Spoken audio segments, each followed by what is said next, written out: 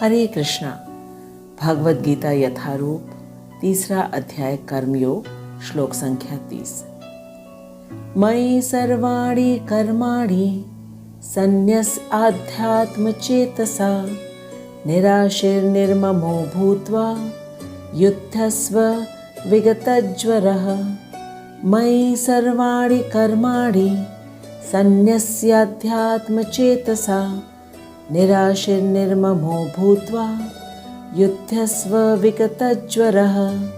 शब्दार्थ: मई मुझ में, सर्वाणि सब तरह के, कर्माणि कर्मों को, सन्न्यस्य पूर्णतया त्याग करके, अध्यात्म पूर्ण आत्मज्ञान से युक्त, चेतसा चेतना से, निराशी लाभ की आशा से रहित अथवा निष्काम, निर्मम स्वामित्व की भावना से रहित अथवा ममता त्यागी, भूत्वा होकर, युद्धस्व लड़ो, विगतज्वरः आलस्य रहित। भगवान ने इसके पहले के श्लोक में अच्छी तरीके से हमें ज्ञानी और अज्ञानी पुरुष में भेद बताया है। अब दोनों ही बातें बताने के बाद भगवान निष्कर्ष निकाल रहे हैं और अर्जुन से कह रहे हैं कि अतः हे अर्जुन, अपने सारे कार्यों को मुझ में समर्पित करके मेरे पूर्ण ज्ञान से युक्त होकर, लाभ की आकांक्षा से रहित, स्वामित्व के किसी दावे के बिना तथा आलस्य से रहित होकर के युद्ध करो। भगवान अर्जुन को कह रहे हैं कि अहमता और ममता की भावना से रहित होकर के और आलस्य को त्याग करके युद्ध करो। अहमता का अर्थ होता है जिसमें हम अपनी इंद्रियों को तृप्त करने की भावना रखते हैं, और ममता का अर्थ है कि हम ममत्व की भावना रखते हैं, स्वामित्व की भावना रखते हैं। और भगवान कह रहे हैं आलस्य को त्याग कर युद्ध करो, जो कि तुम्हारा नियत कर्म है, स्वधर्म है।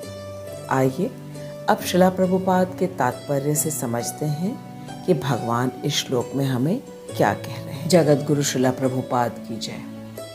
आज के श्लोक में भगवद गीता का प्रयोजन पूर्ण रूप से स्पष्ट किया गया है। भगवान की शिक्षा है कि स्वधर्म पालन के लिए सैन्य अनुशासन के समान पूर्णतया कृष्ण भावना भावित होना आवश्यक है।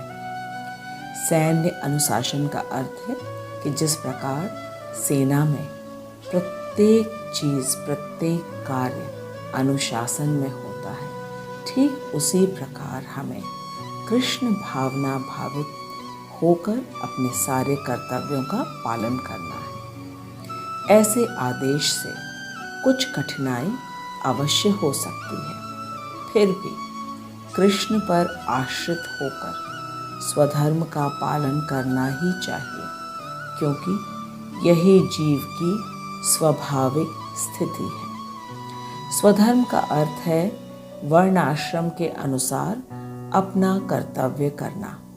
जैसे अर्जुन क्षत्रिय है और गृहस्थ भी है, तो उसका धर्म है कि वह अपनी प्रजा को सुरक्षा प्रदान करने के लिए अवश्य युद्ध करे।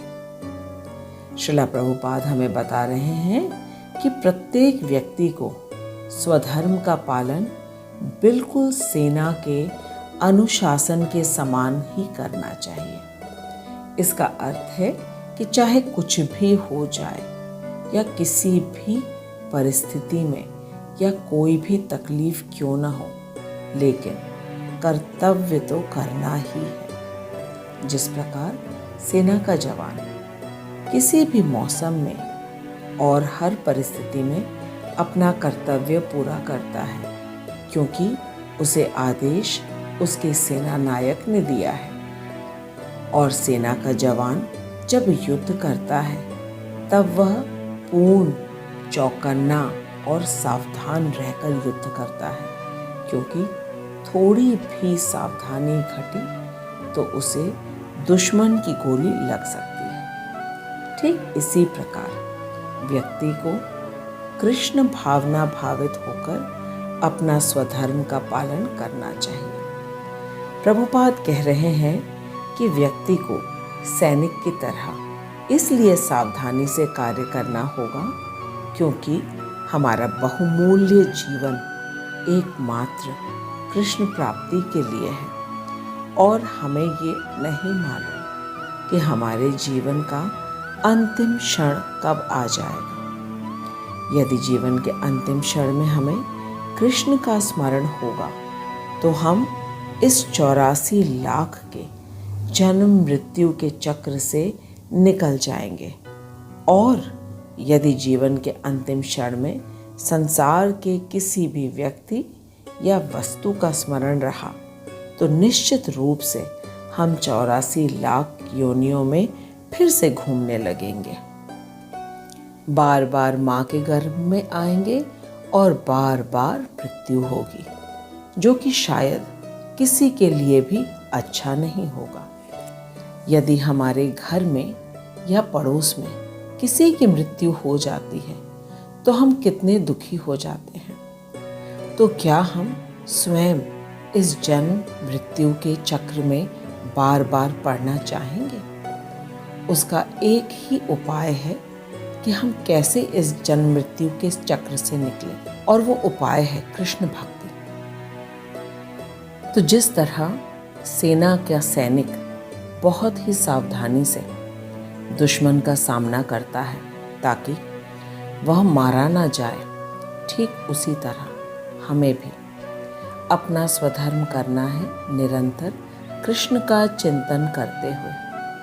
जिस प्रकार सभी गोपियाँ निरंतर कृष्ण का चिंतन करते हुए अपने अपने घरों के सभी गृह कार्य करती थी, हमें भी इसी तरह करना है। श्रीला प्रभुपाद हमें बता रहे हैं कि प्रत्येक व्यक्ति को कृष्ण पर आश्रित होकर स्वधर्म का पालन करना चाहिए, क्योंकि यह जीव की स्वाभाविक स्थिति है। इस बात को हमें समझाने के लिए प्रभुपाद कह रहे हैं कि हम सभी का शरीर प्रिय है, तभी तो हम सभी अपने शरीर की कितनी सेवा करते हैं।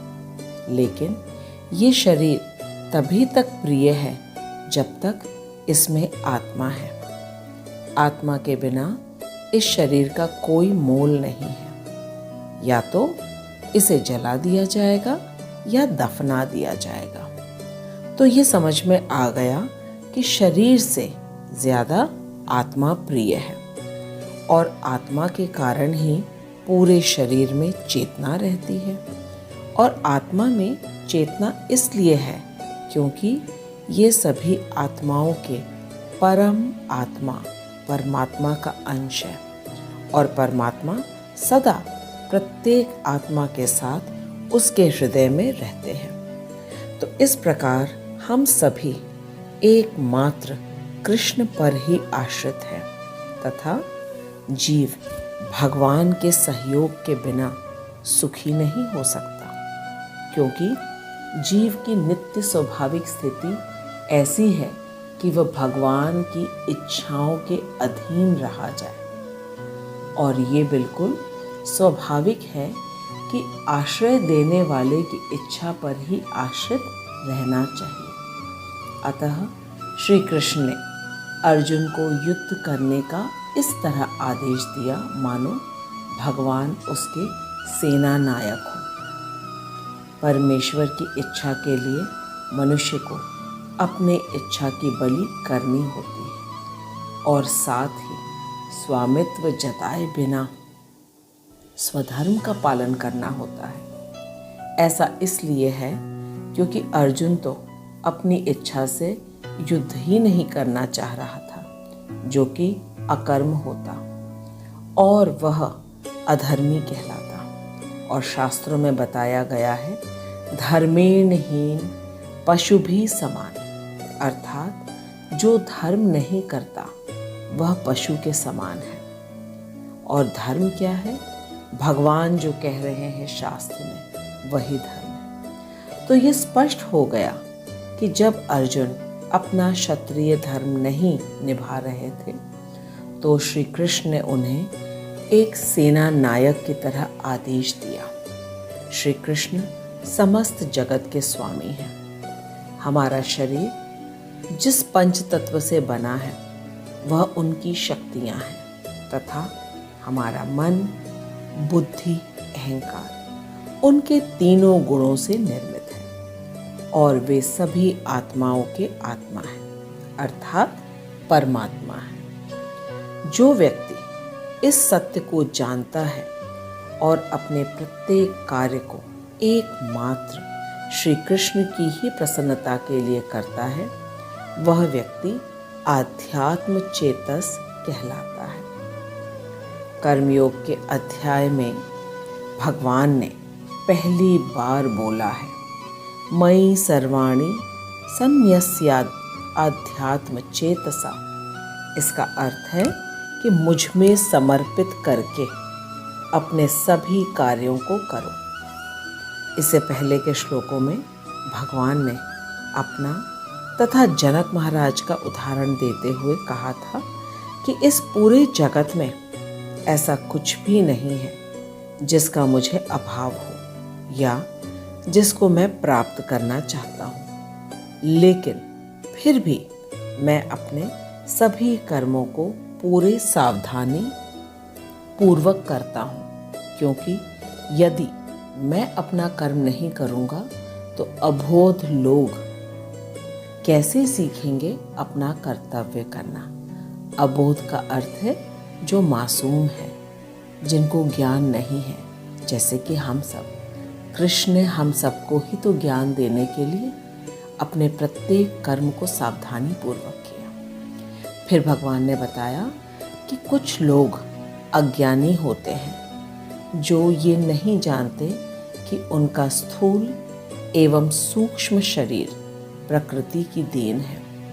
ऐसे अज्ञानी व्यक्ति ये मानते हैं कि वे अपने प्रत्येक कार्य के कर्ता हैं और ये व्यक्ति संसार के व्यक्ति और वस्तुओं में आनंद प्राप्त करने में व्यस्त रहते हैं। इन व्यक्तियों को भगवान ने सकाम कर्मी कहा है और जो व्यक्ति भगवान को ब्रह्म रूप, परमात्मा रूप तथा कृष्ण के रूप में जानते हैं तथा उन्हें अपने तथा भगवान के संबंध का भी ज्ञान है, ऐसे व्यक्ति को तत्वविद या निष्काम कर्मी कहा गया है। जब अर्जुन ने अज्ञानी और ज्ञानी दोनों के विषय में सुना भगवान से, तो वह सोचने लगा कि दोनों को ही कर्म करना पड़ता है।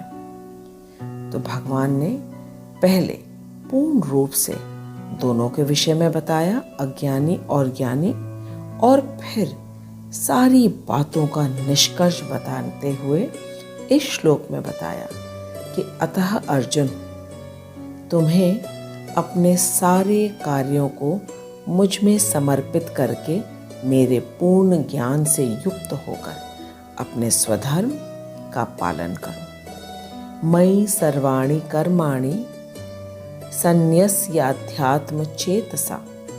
फिर भगवान ने कहा, निराशिर निर्ममो। निराशी का अर्थ है केवल स्वामी की इच्छा के अनुसार कार्य करना और किसी भी फल की इच्छा न करना। प्रभुपाद हमें निराशी को समझाने के लिए बैंक के कोषाध्यक्ष का उदाहरण दे रहे हैं। जिस प्रकार किसी बैंक का कोषाध्यक्ष अपने स्वामी के प्रतिदिन लाखों रुपए गिन सकता है, किंतु इसमें से वह अपने लिए एक पैसा भी नहीं चाहता है। वह तो जानता है कि महीने के अंत में जो उसको तनख्वाह मिलती है केवल वही उसका है और जो वो सारे दिन भर लाखों रुपए गिनता है वह उसका नहीं है। ठीक इसी प्रकार एक निष्काम व्यक्ति बिना किसी कामना के अपने समस्त स्वधर्म का पालन करता है। और निर्मम का अर्थ है कि मेरे कुछ भी नहीं है, मेरा कुछ भी नहीं है। किसी भी व्यक्ति तथा वस्तु में मेरेपन की भावना नहीं रखना। जो व्यक्ति भली प्रकार जानता है कि इस जगत की प्रत्येक वस्तु तथा व्यक्ति भगवान के पंच तत्व से बने हैं तथा भगवान की आत्मा प्रत्येक व्यक्ति में स्थित है और उसे चलायमान करती है, तो भला वह कैसे कह सकता है या मान सकता है कि कुछ भी उसने बनाया है। यह व्यक्ति पूर्ण ज्ञान में अपना स्वधर्म का पालन करता है, बिना मैं और मेरेपन की भावना को रखते हुए। और इसी को कहते हैं कि यह व्यक्ति निर्मम है।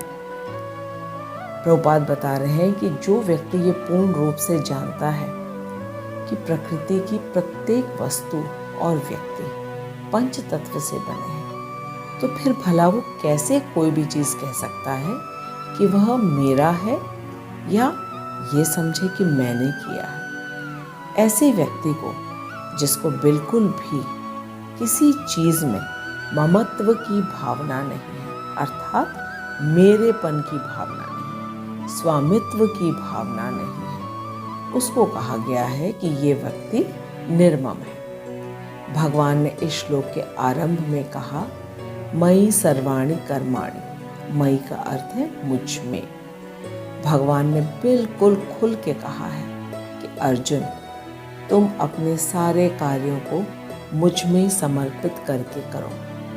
फिर भगवान कह रहे हैं कि यदि किसी व्यक्ति को यह नियम कठोर लग रहा हो तो भी उसे पालन करना चाहिए अभ्यास करके, क्योंकि जब तक व्यक्ति इसका पालन नहीं करेगा वह निष्काम नहीं हो पाएगा और निर्मम भी नहीं हो पाएगा, क्योंकि अनंत काल से वह इंद्रिय भोग तथा भौतिक जगत में वस्तु तथा व्यक्ति पर स्वामित्व जता रहा है अविद्या के कारण। इसलिए भगवान ने कहा, युध्यस्व विगतज्वरः। विगतज्वर का अर्थ है आलस्य को त्याग कर। यहाँ आलस्य का तात्पर्य है कि अज्ञानी व्यक्ति भगवान के विषय में जानने में बहुत आलसी होते हैं, लेकिन अपनी इंद्रिय तृप्ति तथा अपने सुख के साधन को जुटाने में बहुत तत्पर होते हैं। इसलिए भगवान कह रहे हैं कि आलस्य को त्याग कर अर्जुन तुम युद्ध करो। अब ये सोचने की बात है कि भगवान ने भगवत गीता तो वास्तव में हम सबके लिए दिया है, अर्जुन तो एकमात्र जरिया है, माध्यम है।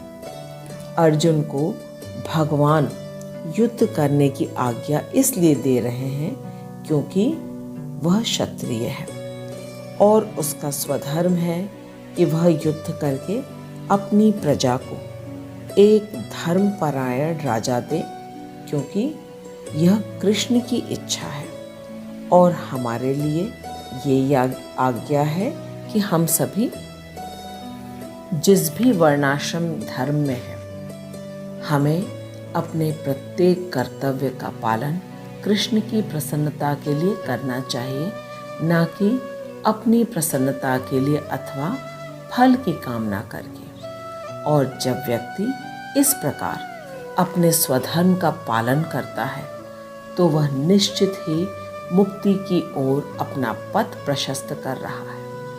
अर्जुन का स्वधर्म है युद्ध करना, क्योंकि वह क्षत्रिय है, और हमारा अपना स्वधर्म चाहे डॉक्टर का हो या इंजीनियर का या वकील का हो या टीचर का, सब कुछ कृष्ण की प्रसन्नता के लिए होना चाहिए। इस प्रकार यदि प्रत्येक वर्ण अपने स्वधर्म करें निष्ठा के साथ, तो पूरा समाज व्यवस्थित हो जाएगा। जैसे कि ब्राह्मण पठन पाठन का कार्य करें, क्षत्रिय समाज को सुरक्षा प्रदान करें, वैश्य कृषि तथा गोपालन का कार्य करें और गो रक्षा का भी कार्य करें, और शूद्र बाकी सभी वर्गों की सेवा करें। इस प्रकार समस्त जीव उन्नति करेंगे और शनय शनय मुक्ति के मार्ग पर अग्रसर होता रहेगा। इस दुर्लभ मनुष्य जीवन का